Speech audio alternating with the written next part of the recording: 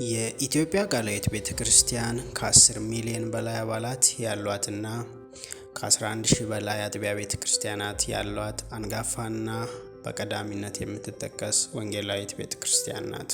እንዲሁም በመላው ሀገሪቱ በምትሰራው በሰብአዊ ድጋፍና ልማት ስራም በአንጋፋነት ትጠቀሳለች። የኢትዮጵያ ቃላዊት ቤተክርስቲያን የሰብአዊ ድጋፍና ልማት ኮሚሽን እንቅስቃሴ በምስራቅ ባሌ ዞን ምስራቅ ባሌ ዞን በኦሮሚያ ክልል በደቡብ ምስራቅ ኢትዮጵያ የምትገኝ በሚያምር መልክዓ ምድር የታደለች የባሌ ዞን አካል ናት። አካባቢው በግብርና ስራ ማለትም ገብስና ስንዴ በብዛት በማምረት ይታወቃል። ሆኖም በዞኑ በተለያዩ ወረዳዎችና አካባቢዎች የንጹህ የመጠጥ ውሃ አለመኖር የማህበረሰቡ ቀዳሚ ችግር ሆኖ ለዓመታት ቆይቷል። ይህ ችግር ማህበረሰቡን ለውሃ ወለድ በሽታ ያጋለጠ፣ ተማሪዎች ከትምህርት ገበታቸው እንዲቀሩ ያደረገ፣ የሴቶችና ልጃገረዶች ጠለፋን ያስከተለ ነበር። የኢትዮጵያ ቃላዊት ቤተክርስቲያን የሰብአዊ ድጋፍና ልማት ኮሚሽን በዚህ አካባቢ ምን ስራዎችን ሰርቷል ወይም እየሰራ ይገኛል? ከሰራቸው ስራዎች መካከልም በ6.5 ሚሊዮን ብር በመበጀት 6 የመጠጥ ውሃ ጉድጓድ በመቆፈር የማህበረሰቡ ዋነኛ ችግር የሆነውን የንጹህ መጠጥ ውሃ ችግር ተደራሽ አድርጓል። ኮሚሽኑም የዚህን ፕሮጀክት የገንዘብ ድጋፍ ያገኘው ከአሜሪካ ዌስትጌት ኮሚኒቲ ባይብል ቸርች ነው። የስድስቱም የውሃ ጉድጓዶች ውሃ ምርመራ አስደርጎ ለማህበረሰብ አገልግሎት ክፍት አድርጓል። በስድስቱም ቀበሌያት 6 የውሃ ተቆጣጣሪ ኮሚቴዎችን አደራጅቷል። የንጽህና አጠባበቅና አቅም ግንባታ ስልጠናም በተገቢ ሁኔታ ተደራሽ ተደርጓል። ማህበረሰቡ ውሃ ቢበላሽ ማስጠገን እንዲችል ለማድረግ ውሃውን በተወሰነ ክፍያ መጠቀም እንዲችሉም ተደርጓል። ለምሳሌም በጊኒር ኤልቡኮ ቀበሌ 67,000 ብርና እንዲሁም በዶቤ ቀበሌ 29,000 ብር በ3 ወር ውስጥ መቆጠብ እንዲችሉ ተደርጓል።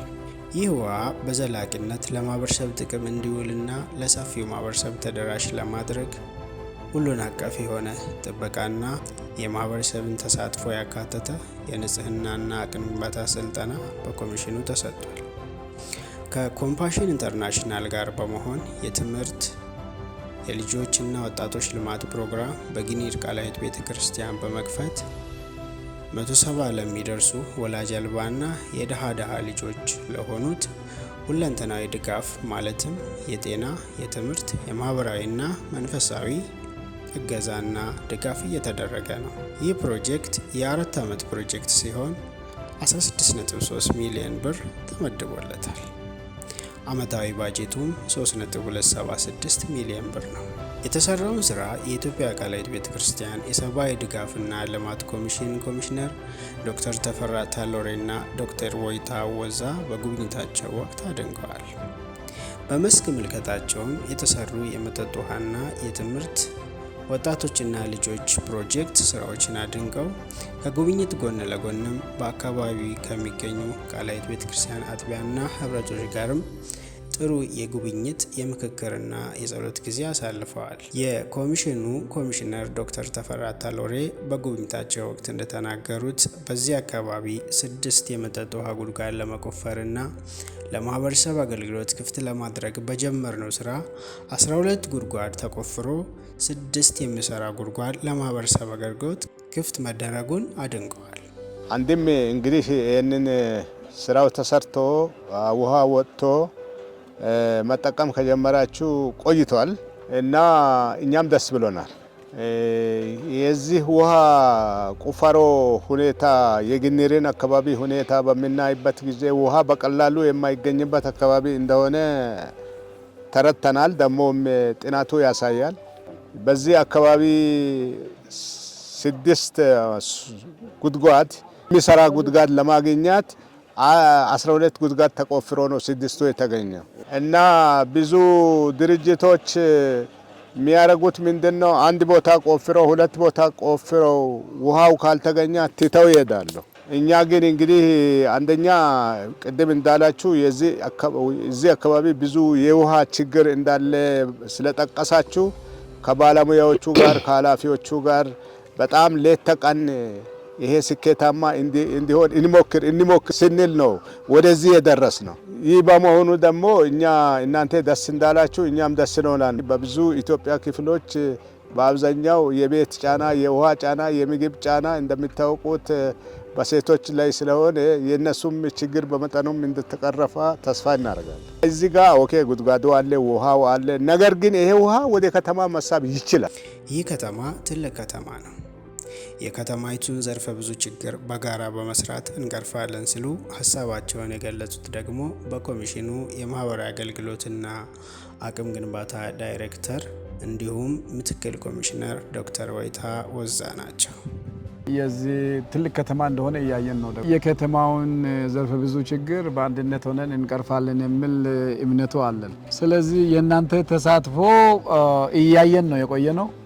አሁን ግን ይበልጡኑ ትልቅ ህዝብ ነው እዚህ ከተማ ላይ ያለው ብዙ ህዝብ ነውና ለዛ ማድረስ የሚችሉበትን ኮሚሽነራችን እንዳለው ቁጭ ብላችሁ ብታስቡበት የሚለውን ነው እንዲሁ ለማሳሰብ እኔም በራሴ በኩል የምፈልገው እና ያን ካደረጋችሁ የዚህ ከተማ ውሃ ችግር ይቃለላል። ለመሆኑ ይህ የውሃ ስራ ምን ያህል ማህበረሰብን ተጠቃሚ አድርጓል?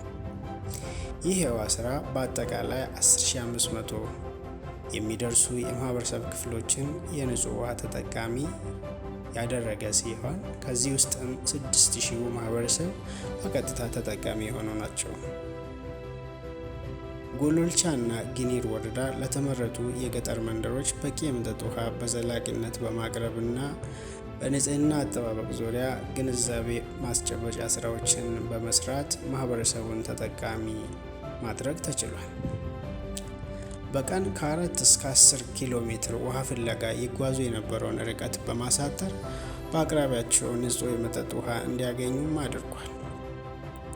ከንጽህና ጉድለት ጋር በተያያዘ የሚከሰተውን ህመምና ሞትንም መቀነስ ተችሏል። በአጠቃላይ የአካባቢውን የውሃ ሽፋን ማሳደግ ተችሏል። አንድ ብርጭቆ ንጹህ ውሃ እንዴት እናገኝ? ልጆቻችንን በውሃ ወለድ በሽታ ተይዘዋል። በጣም የሚጠጡት እዛ ጋር ያለ ኩሬ ያለ እሱን ነው። ስለዚህ ያንን ነበረ። አሁን ግን ከፍ ያለ ነገር ነው እያሰባችሁ ያላችሁት። ይሄ በጣም ጥሩ ነው። እግዚአብሔር ይረዳናል። እናንተም ኮሚሽነሩም ዶክተርም እንዳሳሰበው ከራሳችሁ ብዙ የሚጠበቅ ነገር አለ ለወደፊት። አሁን ዓለም ያለበት ሁኔታ ብርን በቀላሉ ማግኘት፣ እርዳታን በቀላሉ ማግኘት እየከበደ ያለበት ሁኔታ ነው ያለው። እናንተም ታውቃላችሁ ይሄንን። ስለዚህ ለወደፊት ይሄንን ወደ ሶላር መቀየር በጣም ተገቢ ነው። ግራውንድ ወተርም ደግሞ ውሃ ለማግኘት ከዚህ ከሀራዋ ውጪ ሌላ ቦታ ላይ ታቁታላችሁ የለም። ይሄን ውሃ የምትጠብቁት እንደ ውሃ ብቻ ሳይሆን እንደ ወርቅ ነው። እንደ ባሌ እንደዚህ እንደ ጊኒር ኤሪያ እዚች ቦታ ላይ ነው ከፍተኛ የውሃ አቅም ያለው። የጊኒር ወረዳ የመንግስት ኃላፊዎች በበኩላቸው ልማት ኮሚሽኑ ሃይማኖታዊ ድርጅት ብቻ አይደለም፣ ማህበረሰባዊና ሰውንም ለመርዳት የቆመ እንደሆነ አውቀናል። እንደ መንግስት መድረስና መፍታት ያልቻልነውን የህዝባችንን የውሃ ችግር ስለፈታችሁ በህዝባችን ስም እናመሰግናለን። ይህ ትልቅ ተስፋ ነው። ለህዝባችን ስሉም ተደምጠዋል። አማ ፓምፒ ከነ የገኝን ውባፍ ተኛት ይህ ውሃ ከወጣ በኋላ ነምኒ ከነመልቱ ነገር በሄድ የሮ ማወራበቴ የሮ ዳንጋላ ኦሶ ወሊሎሌ ዱራነ ሲቲ ዱላ ወልፊጠን ቱክቸ ከነረቲ ይደባደቡ ነበር ውሃው ስለሌለ። ገለኒ ረቢ ሀገሩ እግዚአብሔር ምስጋና ይሁን። እስንሌን ገለቶማ አንተንም እናመሰግናችኋለን። ከናፊ ሆጂዋን ሲን ወጀተን ሞቱማ የሮ አማ ከነቲ ሆጂዋን ስላ በረጋው ሂንደንዴን waan sila mootummaan hojjetu bishaan mootummaatu uummata galcha akka kana mootummaan gahuu hin dandeenye bakka mootummaan gahuu hin dandeenye jettanii ammoo dhuftanii waan kana asirratti hojjechuun keessan akka nama mootummaa bakka bu'eettillee baay'ee galatoomaa ulfaadhaa isiniin jedha. መንግስትን እንደሚወክል ሰው ህዝብ እንደሚያስተዳድር ሰው መንግስት መስራት የሚገባውን ነገር ያልደረሰበትን እናንተ ያንን ክፍተት ለመሸፈን መታችሁ ስለሰራችሁ በጣም አመሰግናለሁ። ተሽማን ማለት ይችላል። ጊዜናችን ስፔሻሊ በዛን ሰዓት በጣም ችግር በሆነበት ጊዜ ነው ደረሰው።